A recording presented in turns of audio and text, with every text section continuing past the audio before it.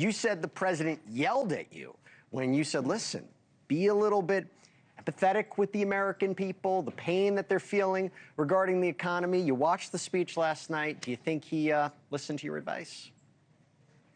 Well, he was annoyed with me for concentrating on the negatives because that's President Trump's style. He doesn't want to see the glass half empty. And he likes the press to go along with what his vision is. So whenever I report something that isn't favorable to Mr. Trump, he gets annoyed with me. It's human nature. I understand it. It doesn't bother me. I report the truth.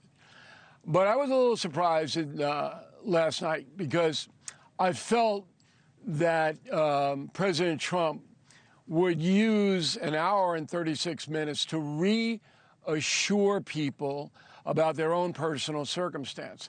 What he did do was reassure them about the direction of the country. There's a difference. So he took a macro view rather than a micro view. And I thought that maybe the speech writers, and Donald Trump reads those speeches and edits them himself. It's not like Joe Biden. Joe Biden, just whatever they gave me, read. Trump's involved with that, just like Barack Obama was. He's got the pen, he's this and that. So when I made some calls today to find out what the strategy was, I learned a lot.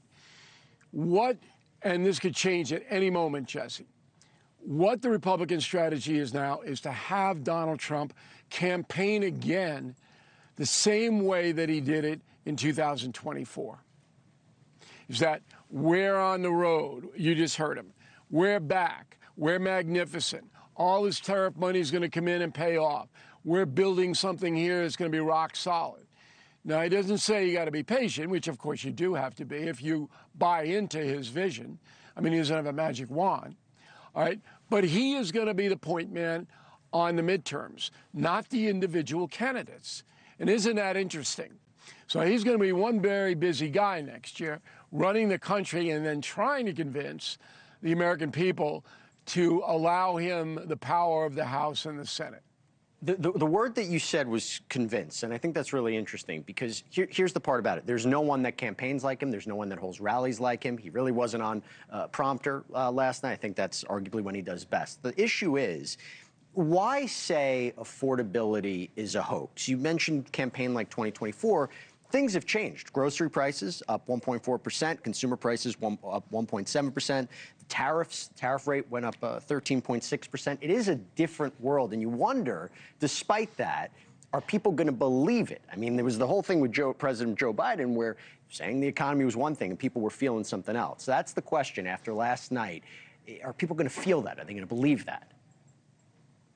Depends where you are. So the people who don't like Donald Trump or are skeptical about him aren't going to believe it. The people who do like him and don't have much regard for the Democratic Party are going to give him some rope. But he's annoyed about the word affordability because it's a coordinated effort, came out of K Street. They do that every morning. They send faxes out to people sympathetic to the Democratic Party. And it says, let's concentrate on affordability. Let's get affordability into every paragraph we say. And that's exactly what happened. Trump knows the game. He's seen it before. The same phrases, the same words, over and over and over. And it really gets him angry. And the Republican Party has nothing like that. Maybe they should, but the propaganda machine on the left is far superior to the propaganda machine on the right. It drives Trump nuts. Now, when you read the stats, the American people, depending on where you live, aren't in dire straits. And 60% have accounts, whether they be retirement or 401ks or college, and they're going through the roof. They're going through the roof. And people's wealth is increasing. But you will never hear that from the establishment corporate media. Never. That drives Trump nuts. So he's looking for fairness. He's never going to get it, ever. Now, if I were him, I would have my speechwriters be specific. So look, and I do that. I say, here's what food is going down is affordable, and here's what isn't. So I told my viewers and listeners, don't buy steak. Don't buy it.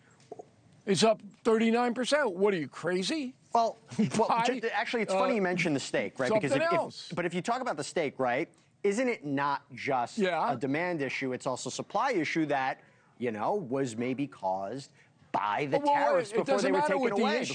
No, but I think that's an important point, isn't it not? The tariffs having an effect regarding supply. It depends how much you like steak.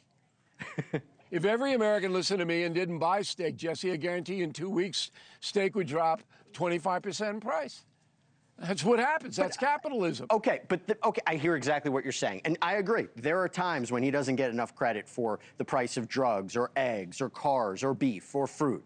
But then why, and although his approval went up 3%, from 38% to 41%, approval on cost of living specifically, is only at 31%. Now, that's up from 5% from November, but 31%. And goes back to something you mentioned, campaigning for the midterms. That is a number you wonder if people are going to say, do I want the president campaigning for me on the economy if it's 31%? Well, hey, they have no choice because the Republican Party has no message, none. So it's either Trump or you die. And the numbers that you're seeing are driven, a lot of them, by insurance costs. That's the big problem the Republican Party has. So the insurance is absolutely insane in this country. Car, home, health. And the Republicans are sitting there going, they have nothing. Get something if you want to hold a House and a Senate. Trump's not going to be able to do it for you, I don't think. I could be wrong. Guy's a magnificent campaigner. He really is. But if you don't start to bring down the cost of insurance, which is really 100%. the hammer. 100%. Okay. You make a great point. If you don't start to do that, you make a great point. It's going to be. So shouldn't and this here's be the time? One more. Yeah. Okay. Trump went through this. In his first term. Republicans lost 41 seats in the House in the midterms. 100%. He knows the danger. But shouldn't this be the time to focus on affordability legislation instead of giving speeches? So, health insurance, housing, student debt, the rebate checks. No, because the Democrats aren't going to cooperate. Democrats won't cooperate. You can do legislation all day long. You're not going to get it through. But he doesn't really need them. He's got control. In the Senate. He's got control, though, on those issues. No, he doesn't. He needs 60 votes in the Senate to advance legislation, and they're never going to help him. So what has to happen is the Republican Party has to come out and say, here's our health care plan. This is what we want to do. We don't believe the Democrats are going to support it. And then you can go on offense. Then you can say, we have a plan. But these dastardly people who hate Trump, they're going to just blow it up. They don't care about you. So you take the high ground. But if you think the Democratic Party in the Senate are going to break ranks and vote for any Republican legislation that lowers, they're not. You don't think there's common ground? You don't think there's common ground? Because Nancy Mace even came out and was like, he shouldn't be saying it's affordability is a hoax. You don't think there's common ground on some of those economic issues? Was that before Nancy Mace cursed out the airport or after? Well, look. Yeah. I don't care about these people.